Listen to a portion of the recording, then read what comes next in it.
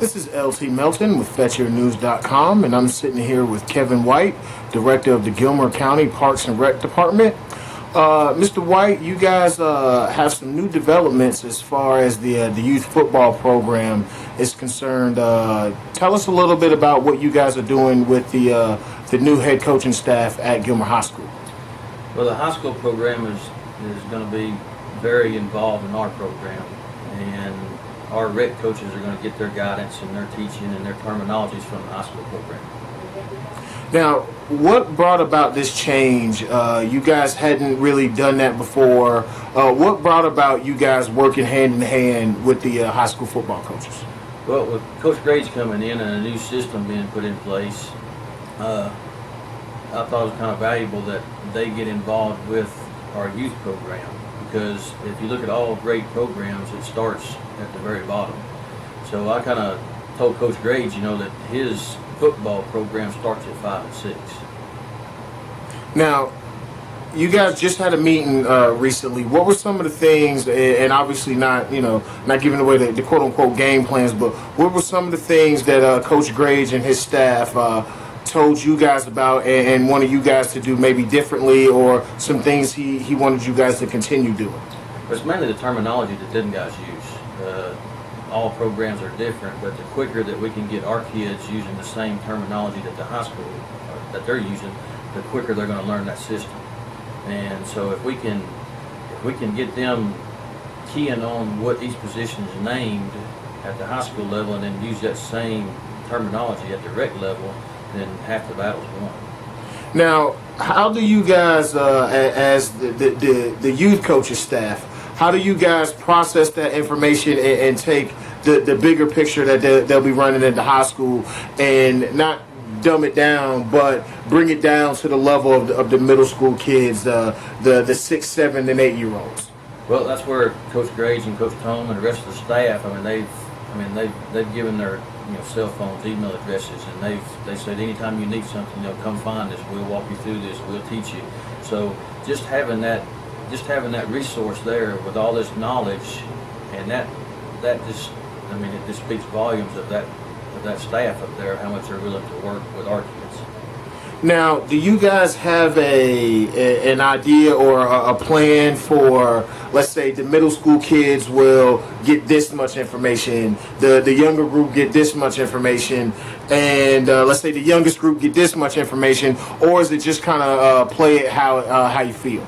No, that's my goal. My goal is to work with Grage and the guys up there, and us develop a plan that, at 5 and 6 we're going to teach them this. At 7 and 8 we're teaching them this. So each year we're putting in a little bit more, more pieces of the pie.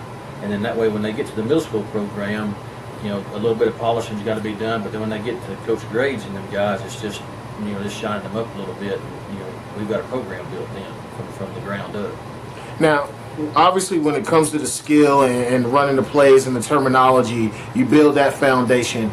Where do you guys anticipate, I guess, what age group do you anticipate getting into the weight training and the strength training? Because obviously, a 7 or 8-year-old can't be in the weight room like, say, a 13 or 14-year-old. No, that's still going to come through the middle school level. Once they get to that level, that because you've got growth plates and all that stuff taking place. So, we're not going to emphasize no kind of weightlifting at our level, but when they get into that middle school program, then they can start that process through the middle school program and through the high school program. Now, with the middle school program, do you guys see that as that bridge between what you'll be implementing in the youth program and what they'll be getting in the high school program? Yes.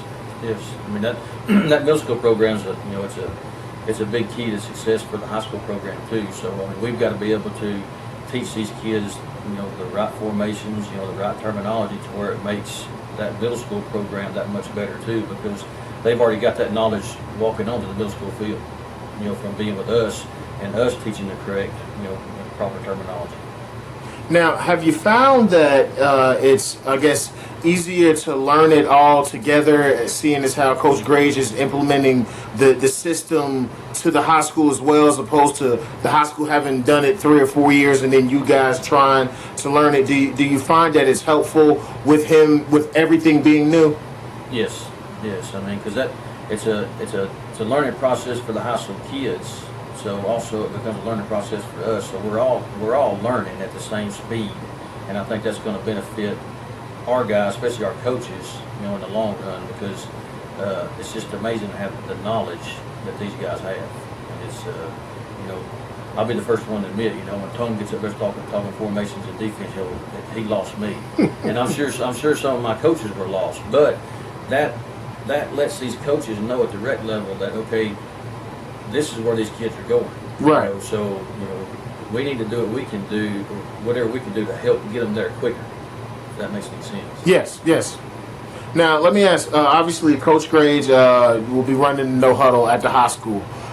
Do you guys plan on implementing that no huddle attack in the youth program, or will it be more about learning the formations and the terminology? Well, like Coach Grage said last night, if you can run that no huddle, then that's great. But right. If you can't, then we run under center. We're still gonna play to win, because win is important. But we're gonna play to win, but we're also we're gonna be learning the same process. And if we got a best chance of winning by being under center, then that's where we'll be at. Depending on which team it is, what kind of talent they have, so that's going to dictate a lot of what we do as far as our offense. Now, I want to switch gears a little bit and switch sports. You guys just recently participated in the state baseball playoffs. Yes. How did you guys do, and what were your expectations going in, and how did you guys meet them? Well, the boys done real well. I mean, they done real well. They competed, and that's the biggest thing you want to see them do is compete. I mean, when you get to the state level, that's all the teams are going to be fairly even that you hope. So if you can play close ball games with each game you play, then that means you was able to compete. And they were put out. The game to put them out, I think they played 11 innings. Okay. So, I mean, that was to play 11 inning ball game in the heat that they were playing. The kids didn't roll over. They played it to the end. Now, let me ask: when you have a long game like that, how do you guys manage, say, the pitchers and even just the position players, like you said, being in the heat, being young kids? How do you manage something like that? Well, now that GRPA's got pitch counts involved, so that brings in a whole new level of coaching. So I mean, it takes several assistants to keep up the pitch count, and then you want to strategize. Sometimes you gotta look for tomorrow, just in case tomorrow happens, and you're going to need a pitcher for tomorrow, so you can't burn all your pitchers in one day. Right. But Cody Evans and his dad Tommy, Jamie Pierce, Ed Singleton, they've done an excellent job of getting those kids through those games, and they would, if they'd have pulled that one game out, they still had pitching to go into the next day. So they managed the team real well. Well, congratulations to them, and good luck throughout the season and with the implementation of you guys' new football program. All right, I appreciate it. Thank you.